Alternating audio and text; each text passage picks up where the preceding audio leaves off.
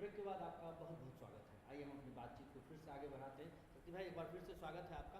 एक सवाल शक्ति भाई जो और आ रहा है, जो आप कारण बता रहे थे, क्या नरेंद्र भाई मोदी के गुजरात से दिल्ली आने के बाद जो संगठन पे जो एक जो पकड़ थी बीजेपी की, क्या वो धीरे धीरे कमज़ोर हो रही है, या फिर ऐसा हो रहा है कि जो लोग उस समय में दबे होंगे, जो संगठन में जिनको जगह नहीं मिल पाती होगी, उन्होंने अचानक बागी तेवर अपना लिया?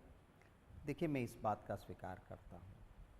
नरेंद्र मोदी जी में एक क्वालिटी है जो हार्डकोर डिक्टेटर की है।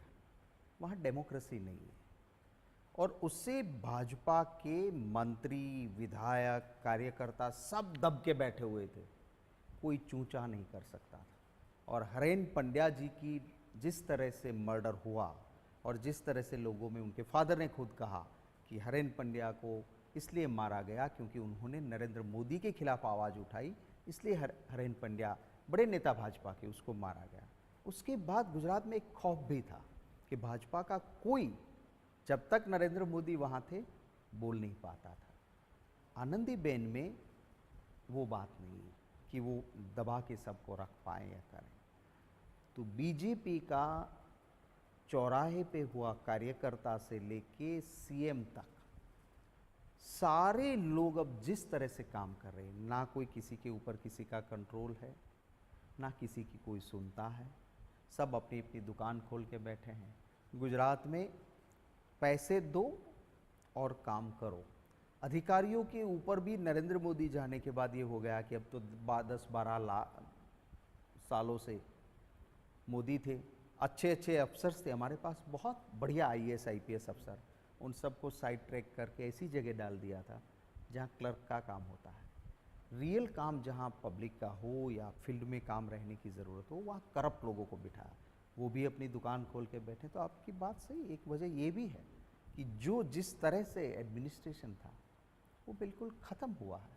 और इसीलिए गुजरात में आज हालत, आम गुजराती बहुत दुखी है, चाहे वो किसान हो, चाहे वो दलित हो, चाहे ओबीसी हो, चाहे एसटी हो, चाहे फिक्स सैलरी में काम करने वाला सरकार में काम करता हुआ कोई युवा साथी हो, या किसान बिजली के लिए तरसता हो, सब दुखी है इधर।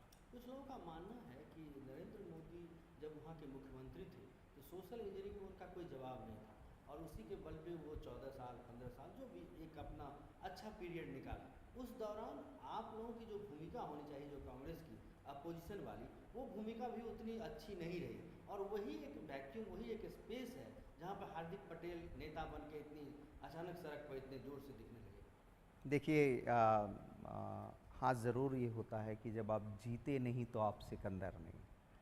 बहुत सारी वजह थी। एक तो नरेंद्र मोदी बार बार गुजरात में ये बात करते थे कि दिल्ली में बैठी सरकार गुजरात को अन्याय करती है, भाइयों बहनों, गुजरात को थप्पड़ करके उपसाते थे, जिसका जवाब उस वक्त पे कांग्रेस ने देने की कोशिश की, सच्चाई बताने की, पर वो झूठ बिकता था वहाँ। आज आपको मैं एक उदाहरण दूंगा। नरेंद्र मोदी जी ने कहा था कांग्रेस के टेन्योर में 20 केजी कॉटन, रुई, कपास जिसको बोलते हैं, वो 20 किलो के गुजरात में, दिल्ली में जब तक कांग्रेस की सरकार रही, 1100 से लेके 1500 रुपया मिला। तब मोदी जी कहते थे, भाइयों बहनों, दिल्ली की कांग्रेस की सरकार, मेरा दिल जलता है, किसानों को ये दाम ठीक नहीं देते हैं, 20 केजी का कम से कम 2000 मिलना चाहिए। आ गए अब यहाँ दिल्ली में, किसानों ने बहुत उम्मीद लगाई थी कि हमें तो अब मोदी भाई गए उधर, 2000 तो 20 किलो के मिल ही जाएंगे। क्या हुआ? लास्ट ईयर सिर्फ 800 रुपये मिले, 20 केजी कपास के, कॉटन के 800 रुपये मिले। तो ये भी एक वजह रही। कांग्रेस ने काफ़ी कोशिश की, हमने सीएजी से लेके काफ़ी चीज़ें विधानसभा में उठाने की कोशिश की। आपने कहीं ऐसा नहीं देखा होगा कि पूरा ऑपोजिशन पूरे बजट सेशन के लिए निष्कासित किया गया हो। एक तो हाउस मिलता ही नहीं था 6 महीने के बाद एक दिन के लिए, और बजट में जो मिनिमम डेज था वो बजट सेशन मिलता था जब नरेंद्र मोदी सीएम थे। आज भी वही हालत है। और ऑपोजिशन जब कोई महत्व का मुद्दा उठाए तो हाउस से उसको बाहर फेंक देते थे।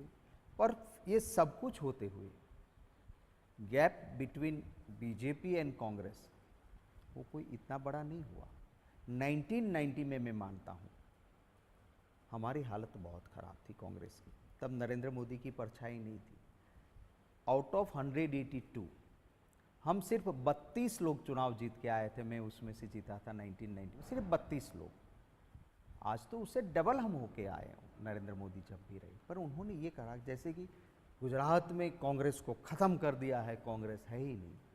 पर ये बात आपकी सही है कि जब तक हम मैजिक फिगर तक नहीं पहुंचते, सरकार नहीं बनती, मैं स्वीकार करता हूँ कहीं हमारी भी कमज़ोरी रही होगी कि सच्चाई हम वहाँ तक नहीं पहुँचा सके जहाँ झूठ बिकता था, तो ये मैं ज़रूर मानता हूँ। अब एक आखिरी सवाल आपसे है कि एक हाइपोथेटिकल सवाल ये है कि 2017 में आप लोग मान रहे हैं कि हमारी सरकार आ रही है, ठीक है, तो कौन सा अभी एक कोर इशू होगा या कौन से ऐसे इशूज़ हैं जिसको लेके आप चुनाव में जाएंगे 2017 के चुनाव में, जिसमें आप बीजेपी को घेर पाएंगे?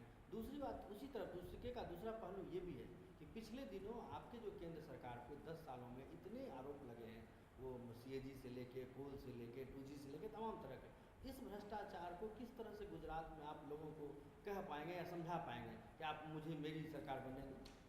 देखिए दोनों बात है। पहला जो आपका सवाल है इसका सीधा जवाब ये है कि हम लोगों की जो ज़रूरियातें हैं उनको लेके लोगों के बीच में जाएंगे और उसमें हम कोई वो ख्वाब नहीं दिखाएंगे जिस तरह से भाजपा ने किया था कि 100 दिन में काला धन आएगा, हर देशवासी की जेब में 15 लाख आ जाएंगे, युवाओं को रोजगार मिल जाएगा। इस देश के फौजियों से लेके युवा तक सबको उल्लू बनाया था। हम जो कर पाएंगे वही कहेंगे और मुझे विश्वास है कि गुजरात की जनता ने बहुत देख लिया भाजपा को। इस बार कांग्रेस सच्चाई के साथ मैनिफेस्टो लेके जाएगी, हमारे मुद्दे लेके जाएंगे और हमको वोट मिलेंगे। आपका जो दूसरा पहलू है, सेंट्रल गवर्नमेंट कांग्रेस की रही और मैं मानता हूँ हमारे कभी अलायंसेस, ज़्यादातर हमारे अलायंसेस के ऊपर भ्रष्टाचार के आक्षेप रहे और वो पार्टी में UPA के पार्टनर थे। We can't run away from the fact. पर आपने देखा होगा थोड़ा सा भी आरोप लगा था, कांग्रेस ने उसको बचाने की कोशिश नहीं की, उसको कहा आप इस्तीफा दो। केस दर्ज हुआ, जेल भी गए, कभी किसी को बचाने की कोशिश कांग्रेस ने नहीं की। आज क्या हालत है?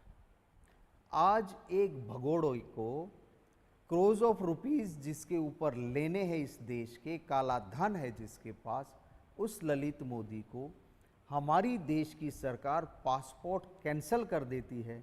उसको ट्रैवल डॉक्यूमेंट देने के लिए यहाँ की विदेश मंत्री, पूरी सरकार, पूरा डिपार्टमेंट नहीं जानता है, एक वहाँ पे कम्युनिकेशन करती है।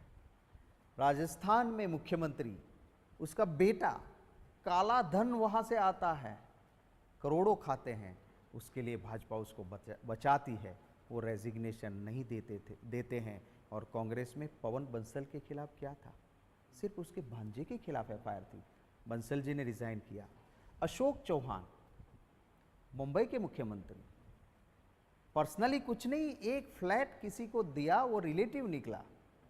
इससे भी आगे मैं जाके कहूँ तो जब आतंकवाद की घटना घटी, विलासराव देशमुख मुख्यमंत्री थे, उसके पर्सनली उसके खिलाफ क्या था? फिर भी उन्होंने मॉरल बेस पे उन्होंने रिज़ाइन किया था। तो कांग्रेस ने मॉरल को, हाई मॉरल को मेंटेन किया और भाजपा और मॉरल साथ नहीं चलता है। पैसे खाते भी हैं और उसको बचाते भी हैं। मोदी जी आधा सच बोलते हैं, खातो नथी ने खावा देतो नथी, मीन्स खाता भी नहीं हूँ, खाने देता भी नहीं हूँ, वो आधा सच है। पूरा सच ये है कि वो ये कहते हैं कि करोड़ों से कम मैं खाता नहीं हूँ और मेहनत करने वाले को चैन की रोटी खाने देता नहीं हूँ। चलिए सर, बहुत बहुत इस बातचीत के लिए आपका धन्यवाद।